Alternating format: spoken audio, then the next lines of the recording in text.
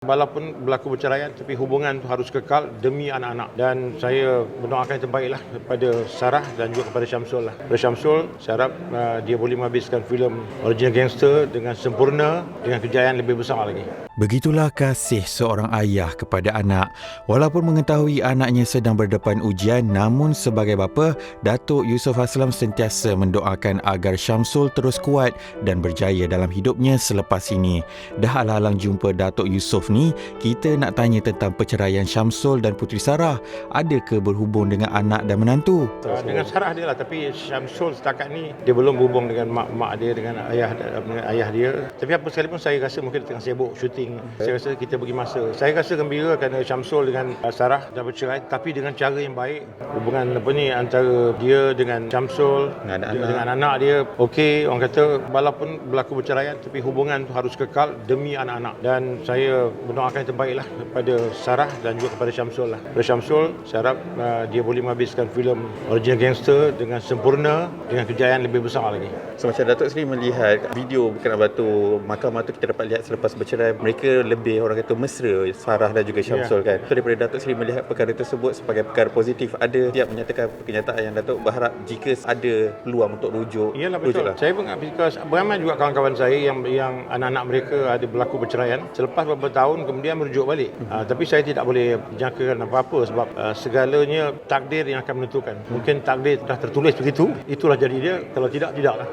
Hanya Allah yang menentukan lah. Kan? Tapi kami sebagai orang tua, kita doakan yang terbaik. Jadi Datuk, bila kita bercakap pasal kes perceraian tu, ada yang kita baru tahu di mana pernah dilafaz cerai dan rujuk kembali tu, adakah macam Datuk dan Datin tahu mengenai perkara tersebut atau baru tahu sebenarnya? Kita orang, mungkin isteri saya tahulah, mungkin isteri saya rapat dengan dia, mungkin, tapi saya tak tahu. Tapi isteri saya mungkin tahulah.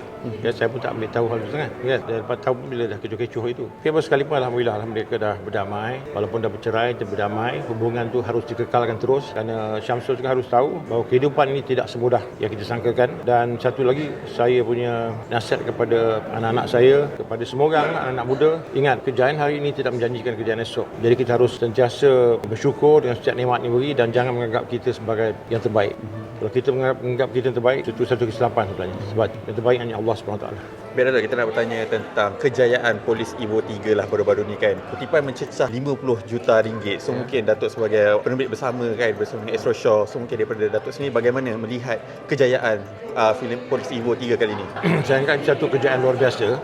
Kita sendiri pun tidak menjangka filem ini mendapat kutipan begitu tinggi, 50 juta. Sedangkan dalam masa yang sama kita bersaing dengan filem-filem mega Hollywood lah yang begitu besar macam Fast 10, lepas tu Transformer, The Flash dan macam-macam lagi lah. Jadi ini di luar daripada kita punya jangkaan. Apa sekalipun saya rasa ini satu tanjakan paradigma kepada industri filem kita. Mana kita mampu bersaing dengan filem luar sebenarnya kalau kita buat dengan filem yang secara serius, dengan semangat juang yang kuat, dengan izin Allah SWT lah yang beri rezeki. Dan ini satu perkembangan yang cukup baik untuk industri filem kita. So bercakap pasal rezeki lah Datuk kan. Ada yang macam memberi komen kepada Datuk yang macam rezeki Datuk semakin murah, mungkin kerana mungkin sebelum ini dugaan-dugaan keluarga kali ini memberikan rezeki yang melimpah ruah, kutipan filem dan sebagainya. Dan hidup ni tidak sentiasanya manis, ada masanya pahit, dan dalam 1000 kemanisan yang you kecapi, kadang-kadang you terpaksa melalui kepahitan. Dan apa sekalipun kita kena syukuri nikmat dan reda dengan apa yang berlaku, dan kita anggap ini sebagai ujian dalam kehidupan. Saya bersyukur kepada Allah SWT. Sebenarnya ujian-ujian datang tu bagi saya hanya ujian kecil sebenarnya. Kalau dibandingkan dengan apa yang pihak lain lalui, lagi besar ujian dia, ada yang sampai kemalangan dan sebagainya kan. Bagi saya, apa yang saya lalui dengan anak-anak saya, dengan kehidupan saya pada hari ini, segala rintangan, segala dugaan-dugaan, bagi saya itu perkara ujian daripada Allah SWT menguji kita harus syukuri nikmat. Di sebalik kenikmatan tu tentu ada ujian-ujian Allah SWT beri, mungkin ada hikmah sebaliknya. Dan saya doakan yang terbaiklah. Ya, itu dia.